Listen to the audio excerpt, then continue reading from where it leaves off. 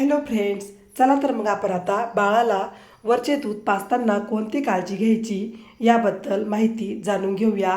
1. बाळाला वरचे दूध वाटी चमच्याने पाजावे, दुधाच्या बाटलीने पाजू नये. 2. गाईचे दूध सुरू करताना पहिल्या महिन्यातच 2 भाग दूध 1 भाग पाणी असे प्रमाण असावे. 3. दूध म्हशीचे असेल तर 1 भाग दूध 1 भाग पाणी असावे. 4. 1 महिन्यानंतर पाण्याचे प्रमाण कमी करावे. 5. दूध केंद्रावर मिळणारे दूध पाजावयास हरकत नाही.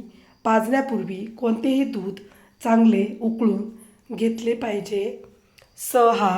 पावडरचे दूध असेल तर त्यात योग्य प्रमाणातच पाणी टाकले पाहिजे, अधिक पाणी टाकू नये. 7. वरचे दूध पाजताना स्वच्छतेबद्दल दक्षता घ्यावी, नाहीतर बाळाला जुलाब होण्याची शक्यता असते. व्हिडिओ पूर्ण बघितल्याबद्दल खूप खूप धन्यवाद.